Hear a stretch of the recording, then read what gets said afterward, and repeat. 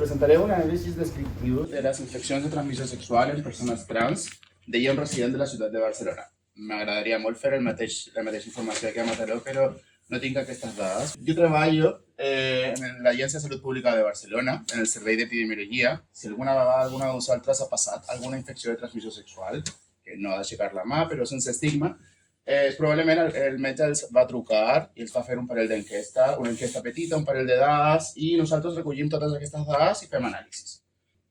Què coneixem fins ara? Que les persones trans, el coneixement és molt gran de que són poblacions claus per a la prevenció de l'UVIH, especialment, i també es parla sempre de les ITS, tot i que hi ha molt pocs estudis previs que avaluen la seva prevalència a nivell poblacional. Normalment és molt difícil fer estudis en població trans, doncs a vegades quan s'arriba a aquesta gent és perquè acuden a un centre específic, doncs només coneixem a la gent que acude a aquest centre, o només a vegades arribem a un col·lectiu o a un grup i podem agafar aquesta xarxa.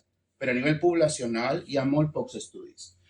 Fa un parell d'anys es va identificar 25 estudis només en tot el món, i les diferències són molt grans entre homes i dones trans.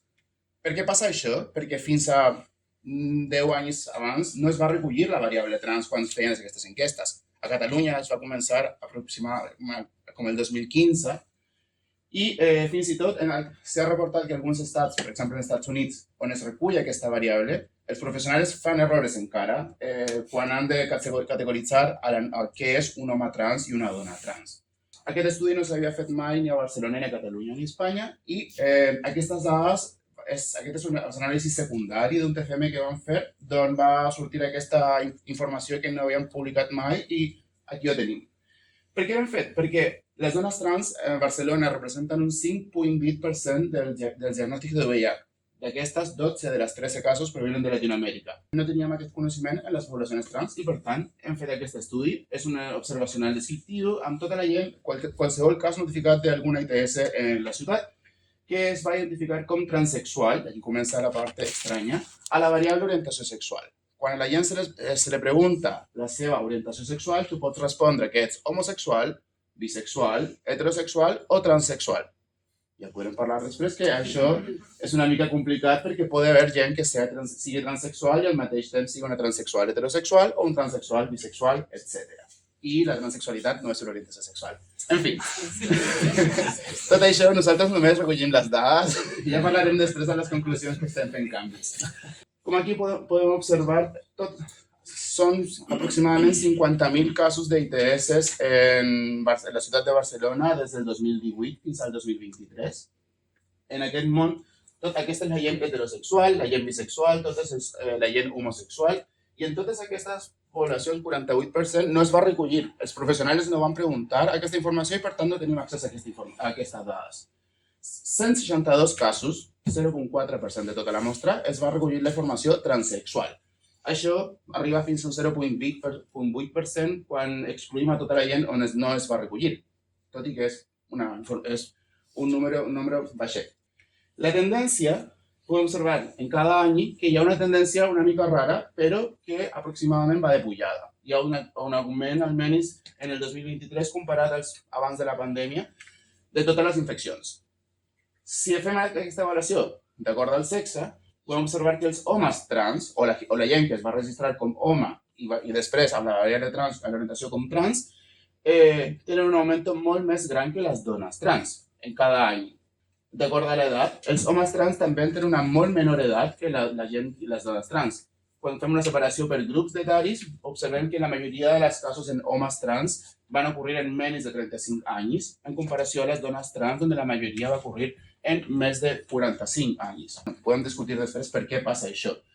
D'acord al país d'origen, molta gent és de fora d'Espanya, especialment els homes trans, però també tenim un parell de dades on no es va recollir. Principalment, com s'observa, hi ha més dones trans d'Espanya, però la majoria és de fora. A la renta familiar, la majoria de la gent té una renta mitjana baixa o molt baixa, homes i dones és el mateix. I d'acord a on es notifica aquesta gent, podem observar que molts més homes trans acuden al CAP, o moltes d'aquestes enquestes es van fer en un CAP. Al contrari que moltes dones trans acuden més a un centre comunitari, com pot ser el Checkpoint, el Drassanes, etc. estem fent més recerca en les decisions de la gent, perquè això parla també de barreres d'accés a anar al CAP o una preferència per algun altre centre. Però com poden observar, es concentra molt, la major concentració de persones trans es recull en la Ciutat Vella, Raval, Gòtic, Eixample. Això pot ser perquè a vegades gent treballadora sexual trans que vienen de Latinoamérica es empadronan en organizacions comunitàries, com pot ser l'ACATI o l'Estopsida, i per tant, tot i que no viven a la Ciutat Vella, el diagnòstic es fa aquí. En relació amb algunes pràctiques que podem trobar en l'enquesta que es va fer, si alguna vegada alguna de vosaltres han fet aquesta enquesta, és probable que l'han preguntat aquesta. Un quart de la gent va tenir un antecedent d'una ITS en el darrer any i el preservatiu es va utilitzar també un quart aproximadament, molt més en homes trans que dones trans. L'ús sexualitzat de drogues o el chemsex també l'observem en un quart de les dades, el mateix que l'ús d'apps per a tenir sexe com el Grindr o totes aquestes. Un 16% de la gent fa treball sexual i un 29% consum treball sexual. Moltes vegades el consumir treball sexual en aquest cas és que tenen una parella que fa treball sexual també, doncs més que pagar directament. L'estudi de contactes, que és quan podem contactar a la gent i aquesta gent es contacta a les seves parelles per fer un estudi més ample, es va fer en un 50% dels casos, que és un bon número comparat amb els homes que tenen sexe amb homes, on arribem fins a un 15%, però és més baix que les dones que tenen sexe amb dones, que arriben fins a un 83%, per exemple. I la distribució d'aquestes dades, la principal infecció és la gonorrea.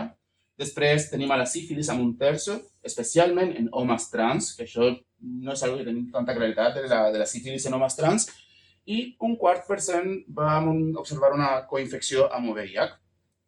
Aquesta no tenim dades si és que en el mateix temps o pot ser que tinguin VIH d'abans. I per tant, els casos que hem observat representen un percentatge sospitosament baix.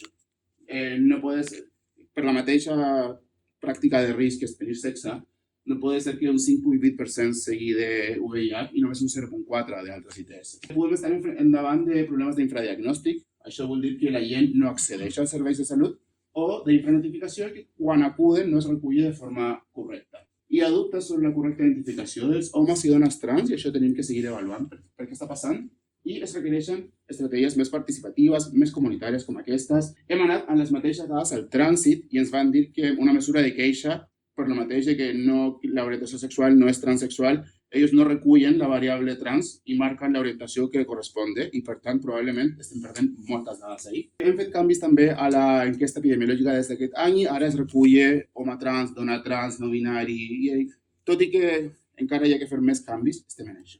Això sí. Science Queer.